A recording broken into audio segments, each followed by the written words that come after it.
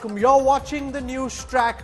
I'm Rahul Kanwal. On the show this evening, a very special guest. Israeli hero, decorated war commander, former chief of the Israel Defense Services, former defense minister, former prime minister of Israel. Ehud Barak will be joining us live from Tel Aviv. He has deep personal insights into Benjamin Netanyahu. He's known him for 55 years, has personal insights into the Oslo peace accord, what's happening on the ground, what went wrong, and what happens next. An intensely sharp conversation. I strongly suggest you stay back and watch. On the show this evening, we're looking at the Israel-Hamas conflict once again.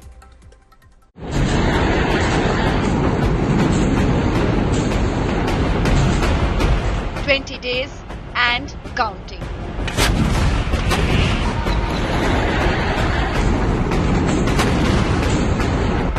Israel-Hamas war rages on.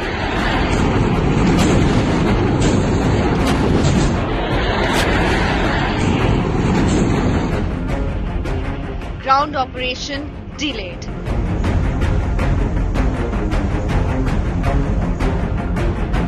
But Israel will invade Gaza.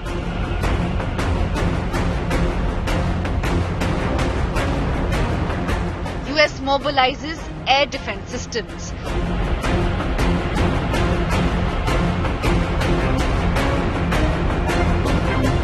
Iran warns, enters battlefield.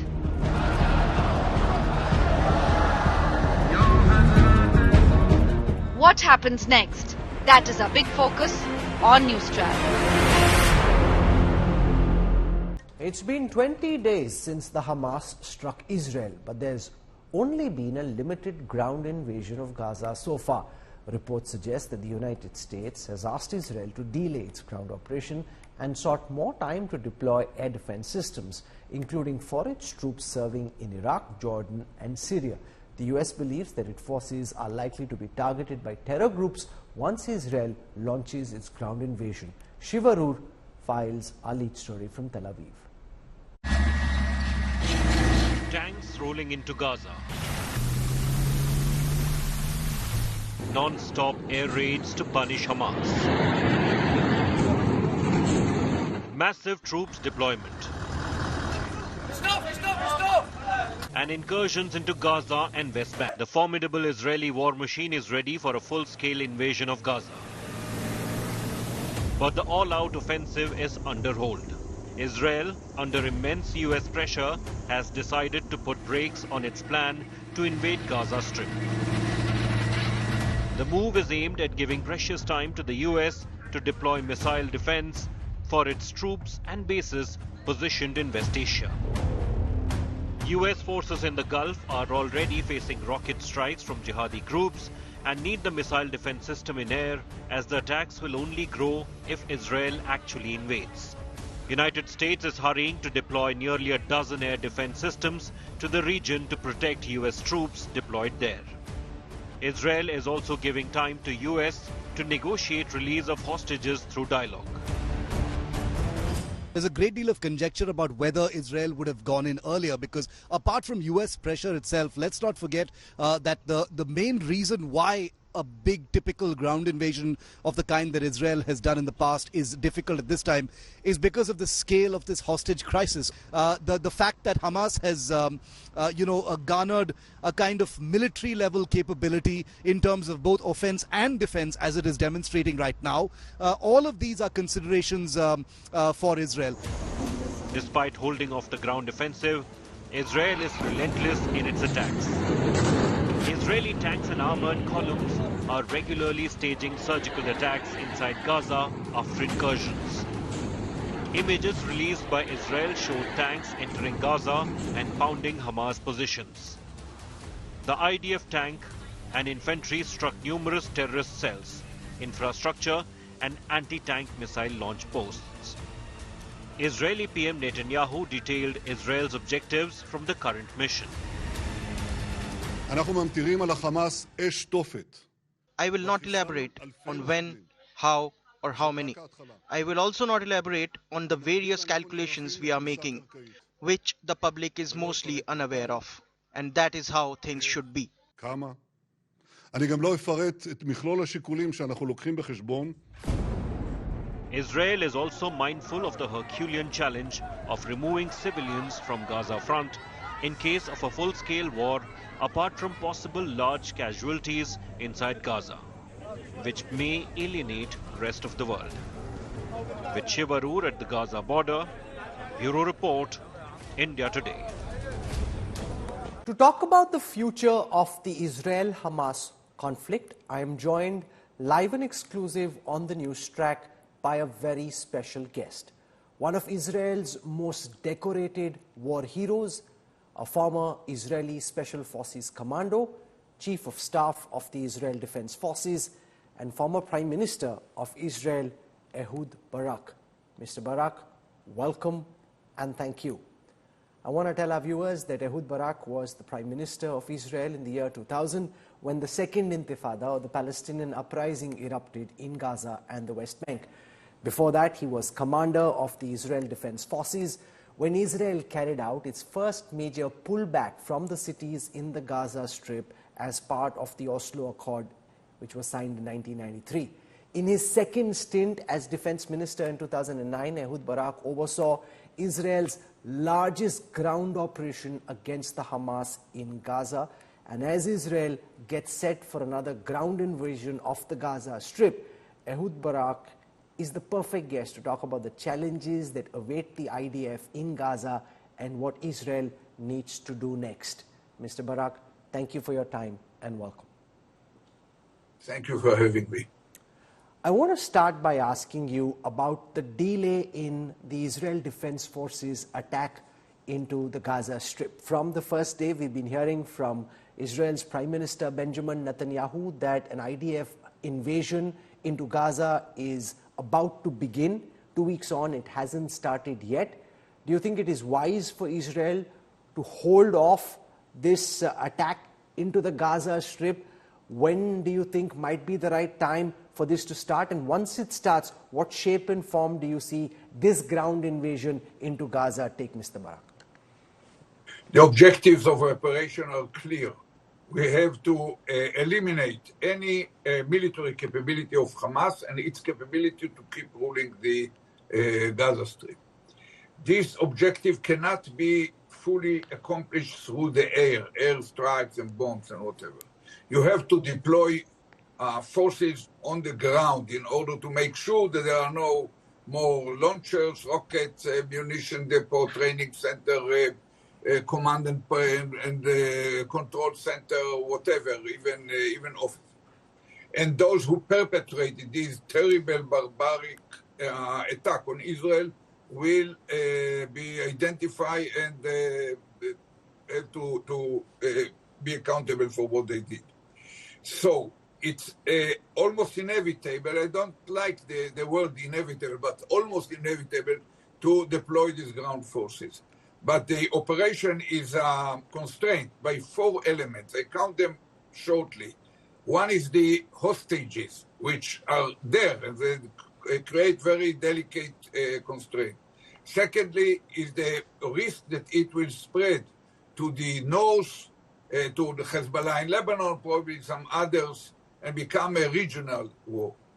Third is the international law. Israel is committed to international law. And in spite of the barbaric attack, we have to do our best to minimize the amount of innocent citizens killed there, because we need the universal support that we have now and the legitimacy of action to be kept as long as possible. And last but not least is once we complete the mission, assume that in 3 months or 6 months from now, no one can predict the length of the operation, we really control the Gaza Strip, eliminated any kind of capability of Hamas.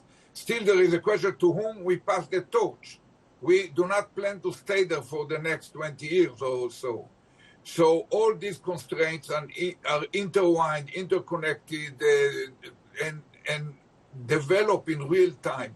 So none of us can give a trajectory or predict exactly how and Mr. Barak, I want to take how- all of what you said one by one, and I'll start with the situation with the hostages. 2 Israelis, 2 Americans have been freed, drawing global attention and emotion within Israel about the plight of the 224 hostages who, at last count, the IDF says are still with Hamas terrorists.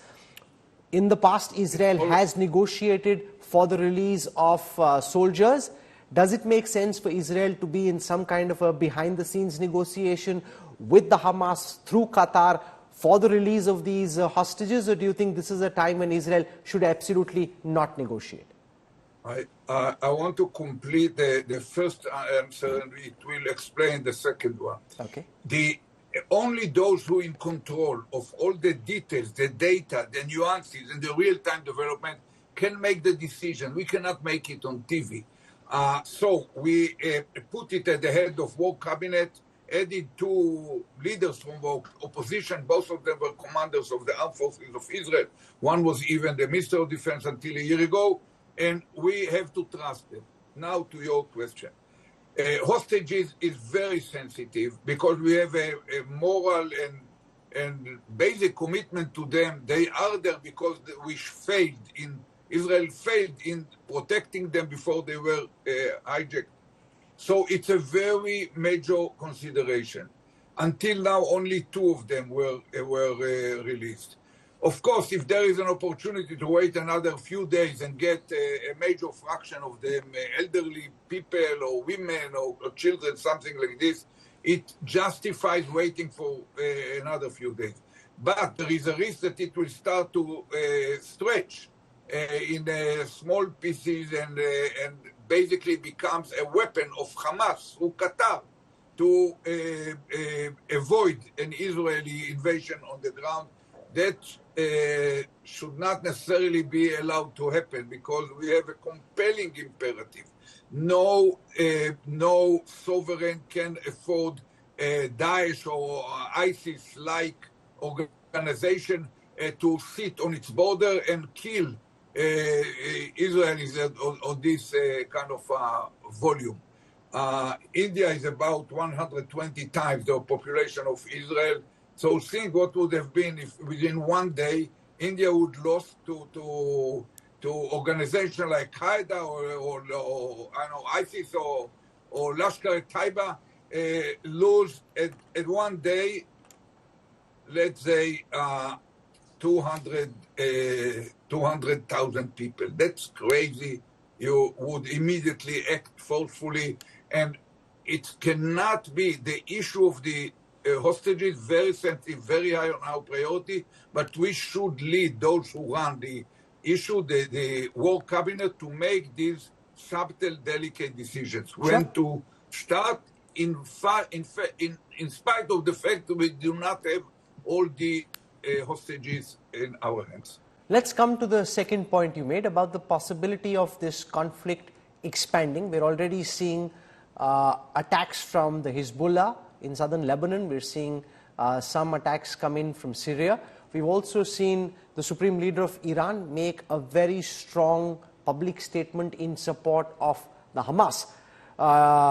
Do you think this is likely to become a multi-pronged conflict like the Six-Day War, where Israel has multiple enemies that it has to fight at the same time? And can the modern-day Israel fight with enemies on multiple fronts? I would say it's a 50-50%, not because I know something that make it 50 and not 40 or 60. I just don't know, and no one knows. It can't deteriorate. Probably the Iranians are prodding them to intervene.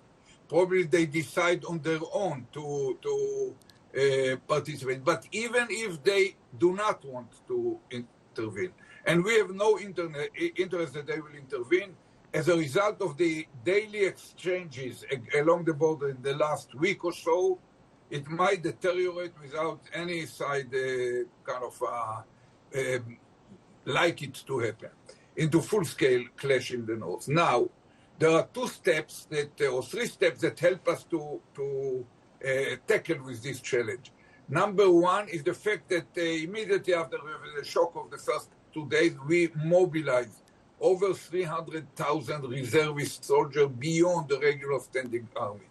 Number two, that immediately within 48 hours, Americans start to supply us with the airlift that is bringing munition and spare parts and whatever else we need.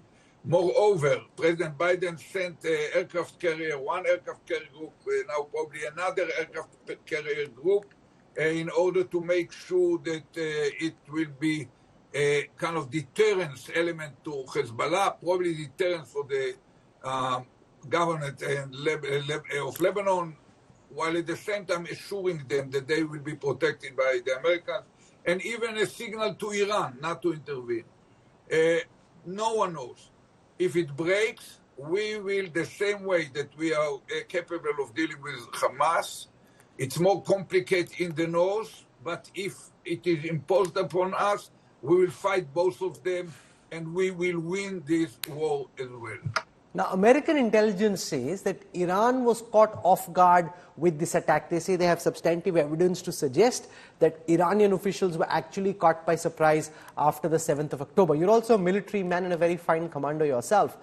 Given the scale and precision of this Hamas attack, and you fought them in the past in Gaza, do you think the Hamas by itself is capable of pulling off an attack of this nature? Or are you convinced that Israel was up against not just the Hamas, but by military minds in Iran's Revolutionary Guards?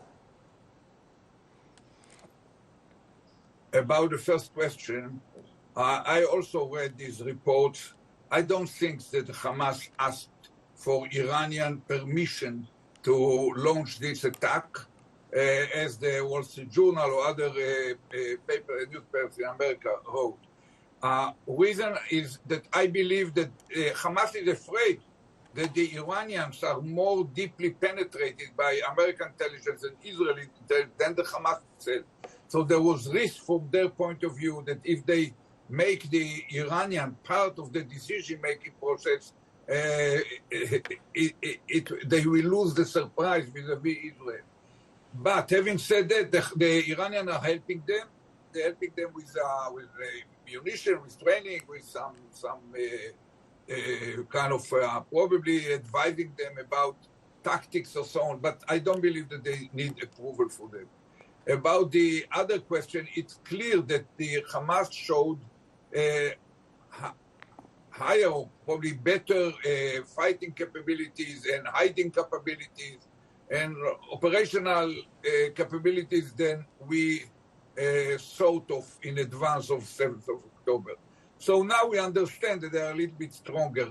But mainly once they meet, there are some 30,000 of them. Once they meet the heavy Israeli army, well-trained and well-equipped and so on, it doesn't mean that we can bypass the need to invest toil and sweat and tears and blood in any successful military operation, but I'm confident Hamas cannot produce an existential threat to Israel, and we will win over them, even if it takes several months. And the same applies to Hezbollah. Hezbollah makes it much more complicated, but once again, Hamas and Hezbollah together cannot put an existential threat on Israel. We win over both if they will make the mistake and join into this war. I want to tell our viewers that Mr. Ehud Barak has known Israel's current Prime Minister Benjamin Netanyahu for at least 55 years. Mr. Barak commanded the General Staff Reconnaissance Unit, which is a secretive commando unit, where at that time Benjamin Netanyahu served in that unit. And Netanyahu's older brother, Yoni Netanyahu, was a commander of this unit who was killed while rescuing hostages at the Entebbe airport in 1976. And Yoni Netanyahu, Benjamin Netanyahu's elder brother, was one of Ehud Barak's closest friends.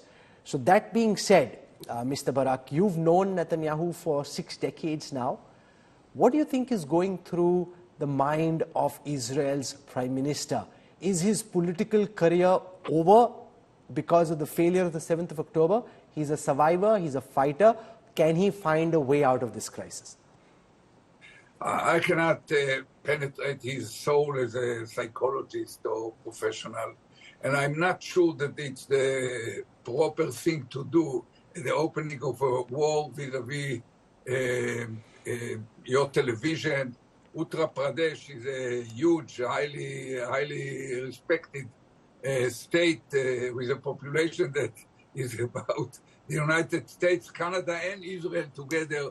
And I'm sure that the Hamas and the Iranians are listening to your TV. So I don't think, I don't want to analyze, but I might say the truth that Netanyahu is a very capable person, and he understands politics very well, and for sure he thinks on all alternatives. But he got the mandate to control from the parliament, from the Knesset, almost a year ago. But during the day of 7th of October, he lost the trust of the public. Polls that are running this week show that 80% of the population believe he is the main responsible for this blow, which is the most severe one that Israel has suffered since its establishment, about the time that India was established. And when you ask about what he should do, 70% of the population, including majority of his own voters, say he had to resign. Some of them say to resign immediately, some of them say to resign only after the war. But in Israeli mind, wars, the 6 days war was 1 week. The famous Yom Kippur War was 2.5 weeks. The second Lebanese war, a month. The longest operation was 5 years ago in Gaza against the Hamas, took almost 2 months. So Israel think of in terms of short wars. When you tackle them with the question, but if the war takes 2 years, some of them hesitate and say, yes, it should be delayed. Others say, no, he has to resign now. So he basically in the deepest crisis of leadership since he came to power, and he was the longest serving prime minister of Israel. I defeated him in general election in 1999, but later on he became once again prime minister, and is serving most of the last 15 years. No, so you've been part of the street protests over the last 9 months, trying to stop Mr. Netanyahu's government from making constitutional changes to curb the powers of the Supreme Court.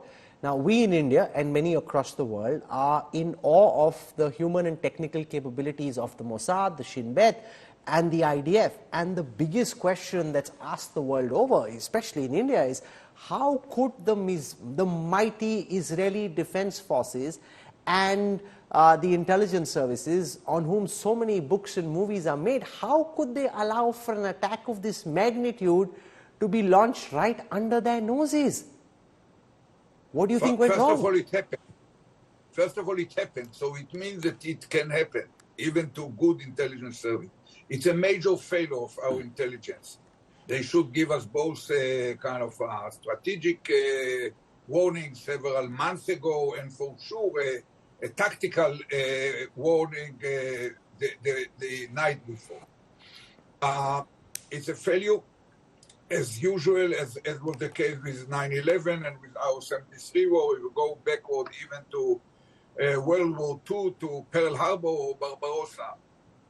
In retrospect, you will find that there were many, many pieces of information that were known but were not interpreted properly under certain conception, so that somehow Hamas is deterred and they are not capable to do something so dramatic. It's a grave mistake that we paid very, very heavily for it.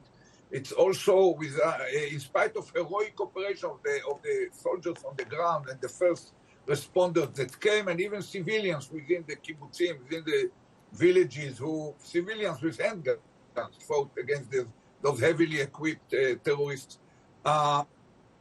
In spite of their heroic operation, it's also failure of our forces on the ground. So we will discuss it after the war. And in regard to the other part of your question, which I think was about the judicial reform. I am one of the harshest critiques of Netanyahu for this judicial reform that our living Supreme Court chief defined when it was announced some 9 months ago, 10 months ago. She said, this is not a judicial reform. This is a blatant attempt to crash the independence of the Supreme Court and push Israel out of the family of democracies. And I criticize maybe heavily for it, but more important in regard to the war now, the leaders of our defense establishment, the Minister of Defense, his Minister of Defense, the Minister of Defense nominated by Netanyahu, and the Chief of Staff, and the Head of Intelligence, and the Head of the Secretary, all warned him in March, 7 months ago, that there is an imminent and apparent risk to our national security as a result of this amok run toward the legislation of this judicial coup d'etat. And 3 months ago, in July, they passed one of the laws, a series of laws from this coup d'etat, judicial coup d'etat, where once again the Minister of Defense, the head of Armed Forces, the head of Intelligence, insisted they have to tell the cabinet and tell the members of Knesset what are these national security implications of passing this law. And Netanyahu didn't allow them to do that. And that's a very heavy responsibility on Netanyahu, because first of all, Netanyahu is not American president, he's not commander-in-chief. In Israel, it's the whole government, he's just a first among equal. But more than this, because of the reason, everyone understands why Netanyahu didn't let the security or defense establishment to brief the ministers and the members of Knesset. The reason is, he understood that if they will hear the risk to the national security from this legislation, they would not vote for it. And he needed this law in order to paralyze the Supreme Court. And he needed to paralyze the Supreme Court in order to taking himself out of his criminal court case. He's standing a trial for bribery and breach of trust and fraud. And he wants to use, that's where his personal interest to get rid of his court case intervene with the national security of the nation. And that's heavy burden that he carries with him. Okay, Mr. Barak, the US President Joe Biden has said that one of the reasons Hamas attacked at this time is because of the India, Middle East, Europe corridor, which was agreed upon during the G20 summit in New Delhi recently, and that's raised a lot of questions in India. Do you think that one of the reasons that the Hamas has attacked at this time is indeed because India, the Middle East and Europe were trying to come together in this corridor, and Israel's relations with countries like Saudi Arabia, thanks to American brokerage or partnership, was actually getting better, and Saudi Arabia would have had formal ties with Israel, and that's one of the reasons why Israel has been attacked by the Hamas at this time? First of all, I have to tell you that the idea of the corridor and the initiative are very important, very positive development. We are thankful to Prime Minister Modi and for the Indian nation to stand by together with the other, or to be pioneers of this project. I think it's very important. I am not sure whether this was the reason, kind of the most important reason, or exclusively the reason. But very probably it was part of the reason. Another element which probably was more centered on the minds of the Hamas is the talking about trilateral deal between the United States, Saudi Arabia and Israel, which might normalize relationship of Israel with a leading Arab country with a lot of influence in the Islamic world, while ignoring totally the Palestinians. Netanyahu was even proud of it. He promoted the idea that he succeeded in something that no one succeeded before him, to make peace with the whole Arab world while ignoring the Palestinians. So it was, in this regard, it was, once again, it's a thesis that collapsed. Many theses of Netanyahu collapsed in 7th of October. One of them that you can make a peace with the Arab world without taking the Palestinian issue which is an interest of the whole world now because of the long time. You know, you can ask your government in every close discussion with Israelis, they always raise the expectation that we will find some way to move forward with the Palestinians. And that will never be the same. It's a failure. Another idea that, yeah, go ahead. So who should run Gaza after this military operation is over? What are your thoughts? You were part of the establishment after the Oslo Accords. Israel doesn't want to do it. How long do you think that military operation may take? Once it's over, given that the Fatah, the Palestinian Liberation Organization, is discredited, the Hamas was militarily strong, how does Gaza get administered later? What's your view? I will tell you an anecdote. 15 years ago, I was Minister of Defense in Olmert's government. And we had every 2 years, we had certain round of clashes with Hamas, and they ended usually with understanding negotiated by or mediated by the Egyptians. So I thought that we have to probably to use the opportunity, it was easier then than now, and to crash the Hamas and destroy their capabilities. So I was interested in the same question that you just pointed to, who will take it from us? So I came to Mubarak and proposed to him the following. Assume that at the next round, we will take over Hamas. And you can demand from us to withdraw immediately with no condition after some 6 weeks, let's say. We'll complete the mission. We will yield to your demand to withdraw with one condition. Condition will be that you, Mubarak, will arrange under Egyptian command certain multinational Arab force with some Moroccans, Omanis, Emiratis, whatever, Bahrainis, and you will take the Gaza Strip for limited period, let's say 3 or 6 months, during which you will act with backing of the Arab League and even backing of the United Nations Security Council to bring back the original internationally recognized owner of the Gaza Strip, which is the Palestinian Authority. And, you know, Mubarak told me, no, Barak, you conquered the Gaza Strip in 1967. It's now yours. It's not mine. I will never, ever put my hands into it once again. So I decided to go to Abu Mazen, to the head of the Palestinian Authority. I found him in Jordan. And I talked to him. To cut a long story short, he told me, Barak, I cannot afford coming back to power in Gaza, sitting on Israeli bayonets, you know, the knives on the head of the rifle. And I didn't like the answer, but I should admit it has a Palestinian logic in it.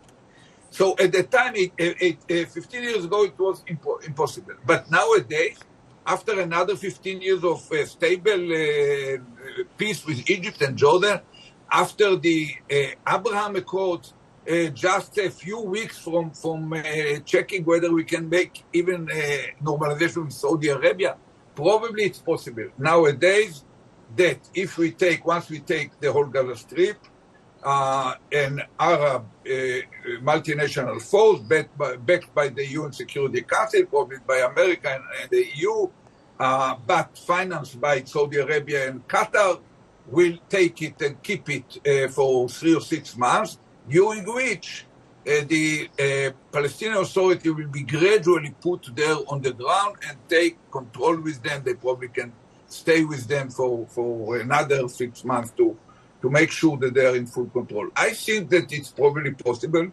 If not, there will be certain modification of this idea, but we do not intend to stay there forever, and we need the understanding with the Arab neighbors.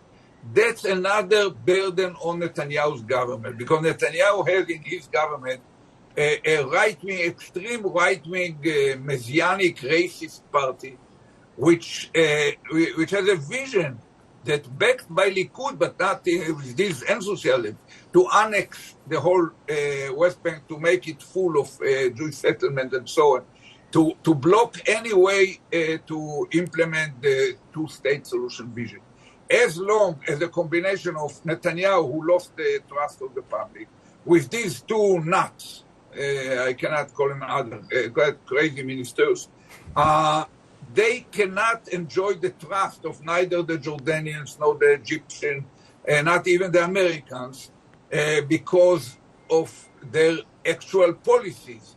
And that is a heavy burden on any effective solution of the crisis once we already taken the Gaza Strip and destroyed Hamas. Fascinating insights based on your own personal experiences. One last question, Mr. Barak, before I let you go. There's a big debate in global military and strategic circles at this time about whether the Hamas has thought through second-order consequences after this attack. One theory is that terrorists typically just think about the moment, the attack and its success. They haven't thought through what follows next. The other is that this isn't a normal terrorist operation. It's powered from behind by military minds, and therefore not just did they think through this operation, they've taken hostages back and they've thought through what comes next.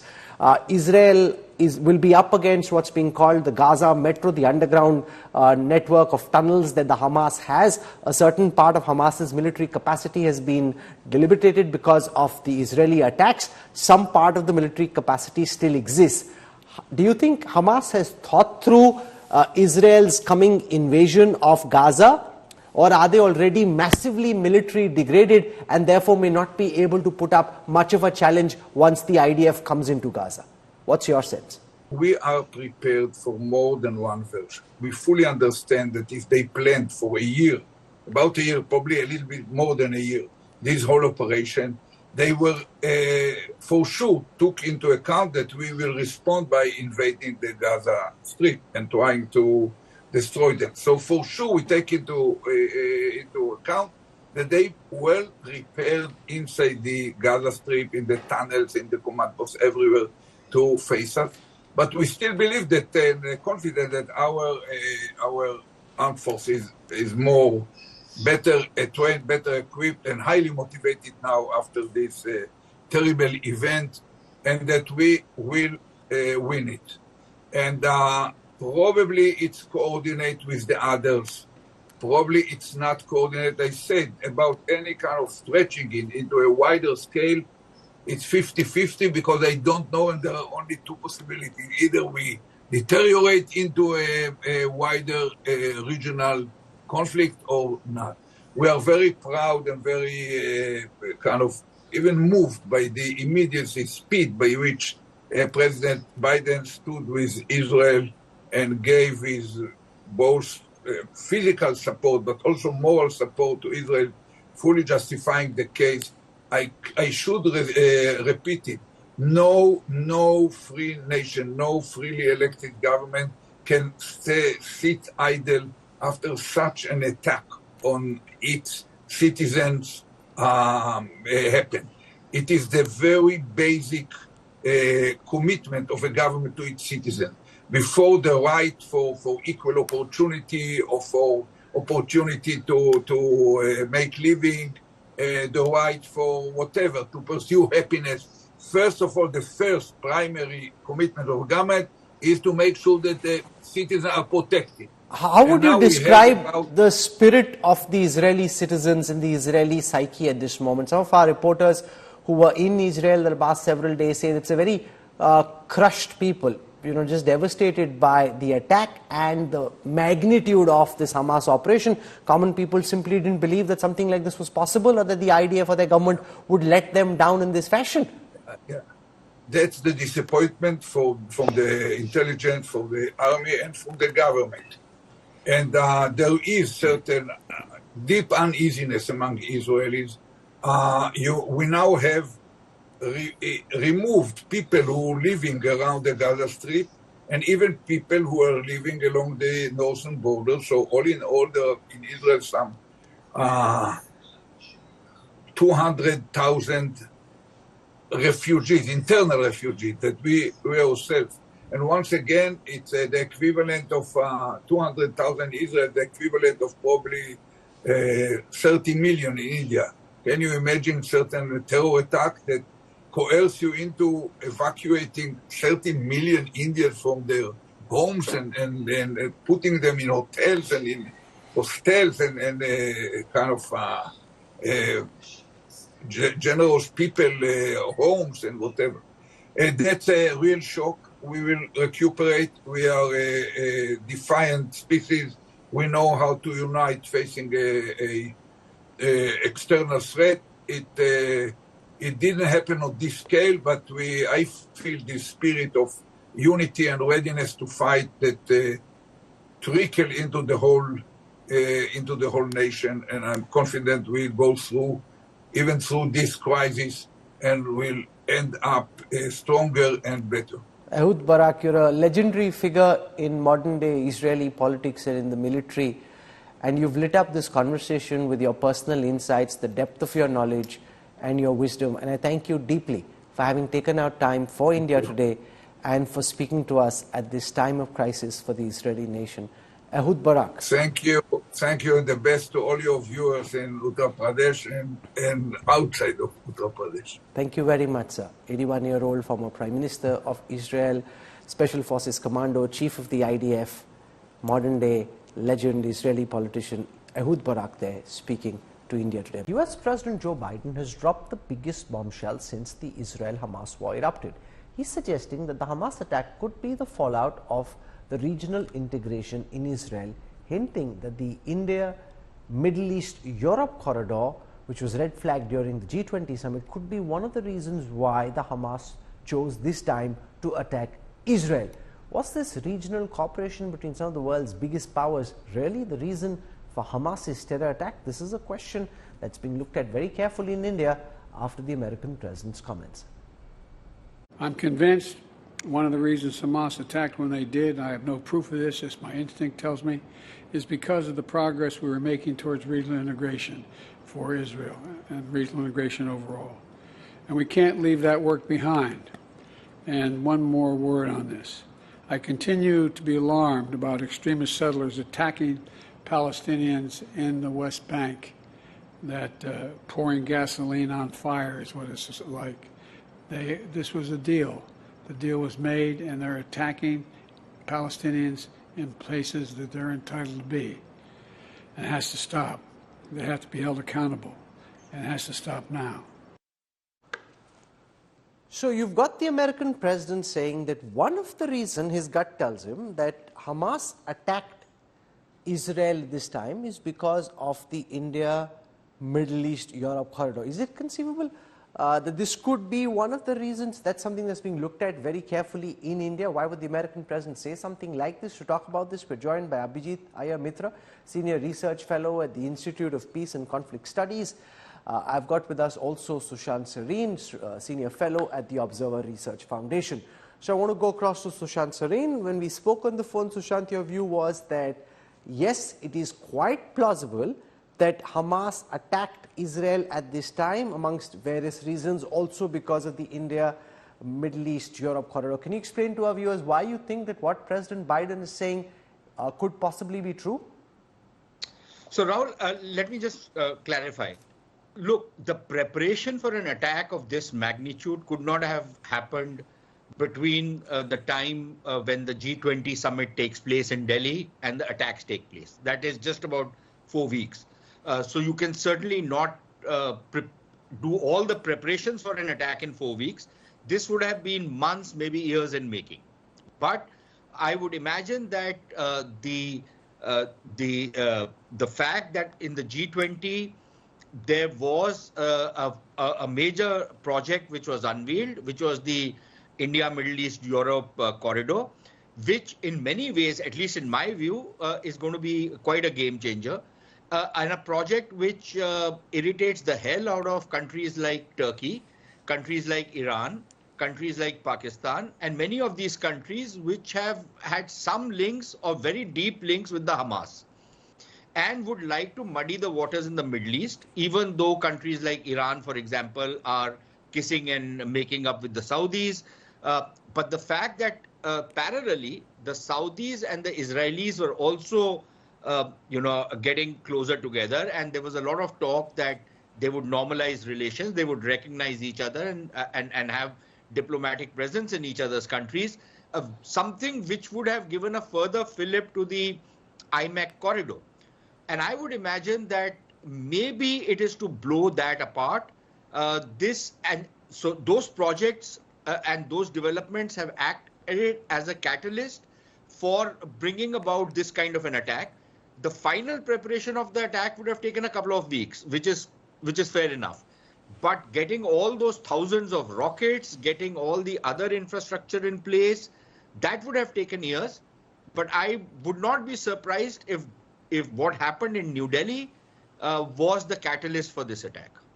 Abhijit Iyer Mitra, do you think that is quite conceivable that what happened in Delhi could have been the catalyst for this attack? Now, President Biden is saying, the conspiracy theory on this is that President Biden wants to ensure that India very strongly stays on board with Israel and the United States on this. While the Prime Minister came out strong in favor of Israel initially, since then the Indian government has been trying to ensure that they also seen in support of the Palestinian cause. And Biden, by saying this, is linking it with India, trying to ensure that India stays fully on board with Israel. What's your reading, Abhijit? Right. So I don't think the IMEC corridor was the actual catalyst. I think that catalyst had appeared sometime before. We can't be sure when the order for the attack was given, but we certainly know that the actual forward deployment of assets and the forward, emplacement of the human assets would have taken at least about 2 months, but more like about 3.5 months. And one of the reasons for that is, we know from photographs and things like that how Hamas stores these rockets and how they transport these rockets.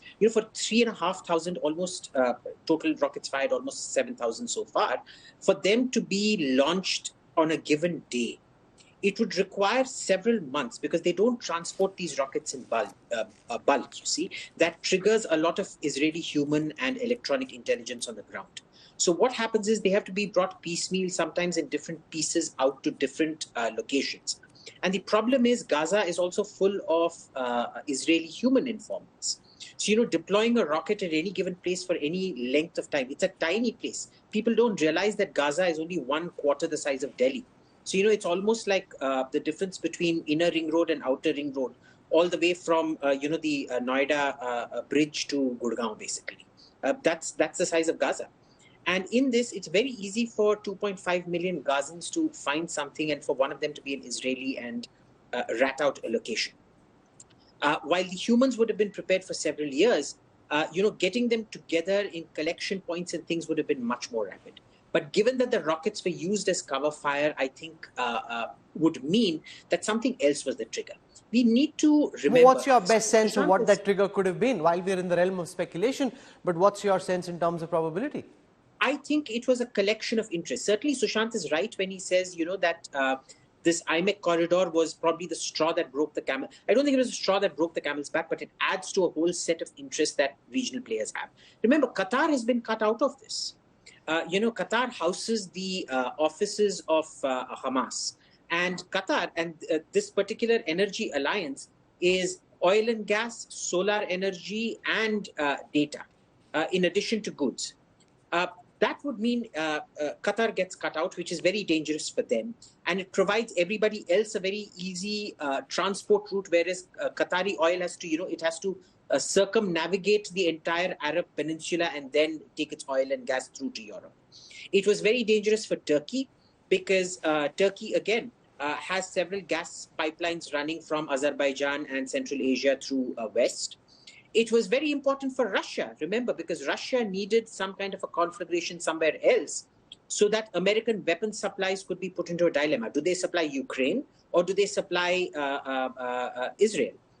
Iran has a very important, interest in this, in that, you might say Iran might have no role initially because Hamas is a is a Sunni Muslim Brotherhood organization and Iran is Shia.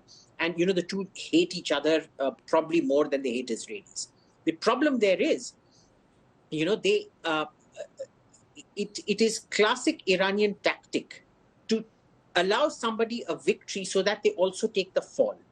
Inflict a huge blow on Israel and allow them to get hammered while you benefit geopolitically from Israel. So Israel gets hit very badly, but Hamas, which is your biggest sort of ideological opponent in the region, ideological competitor, not opponent in the region, gets destroyed. Sushant? So, it's kind of hitting two birds with one stone. Given that the normalization of ties between Saudi Arabia and Israel has been put on hold for the foreseeable future, what does that mean for the future of the India-Middle East Economic Corridor? It was a very nascent idea in any case. Now that this war has started and Israel's actions are being questioned in the Arab world, to what extent does this push back our idea, or could it derail the idea completely? No, I don't think so. All my sources in Saudi Arabia...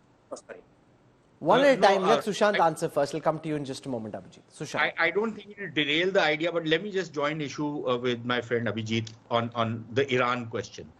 You see, forget about Hamas. Let's talk about Taliban. Taliban was next door. The Iranians, for many, many years, continued to play footsie with the Taliban. They supported them, they backed them, they gave them sanctuary, they gave them support, despite the fact that the Taliban were an out-and-out rabid Sunni organization. The same thing the Iranians did to some extent with the Al-Qaeda, and they even allowed many of the ISIS element to travel through Iran into Afghanistan. So Iranians will also try and protect their own geopolitical interests when they identify an enemy. So their ability to deal with Hamas, even though they might not have an ideological connection with them, I don't think that is something which would hold them back from initiating an attack like this at a time like this. Number one. On the IMEC question, look, I don't think this thing is going to go away simply because, Rahul, I believe that this is a very viable and a very profitable project.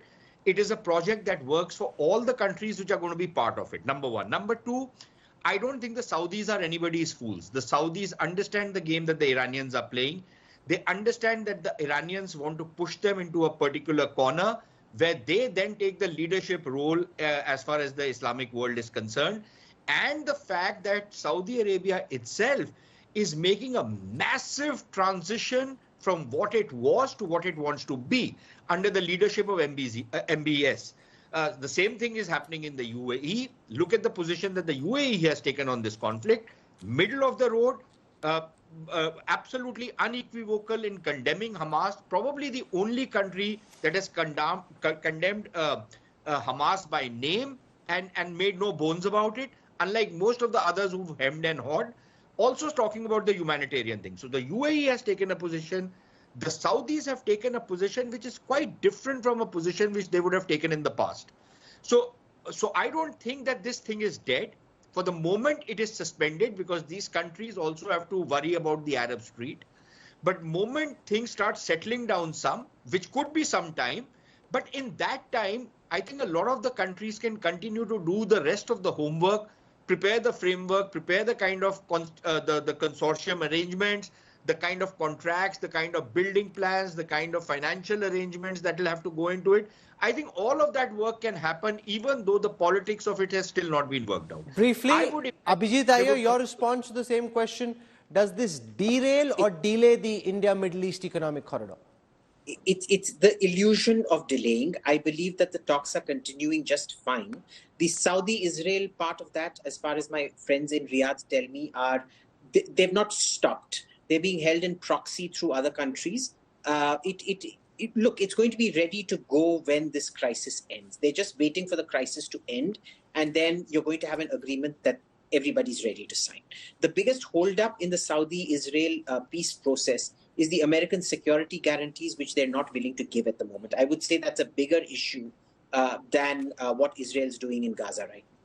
I'll leave it over there. Abhijit Iyer, Mitra, Sushant Sareen for joining me on the NewsTrack to discuss what President Biden said about the India-Middle East Economic Corridor being one of the possible reasons for Hamas's attack on Israel. Thank you very much. We'll track very closely what happens next. Goodbye, good night.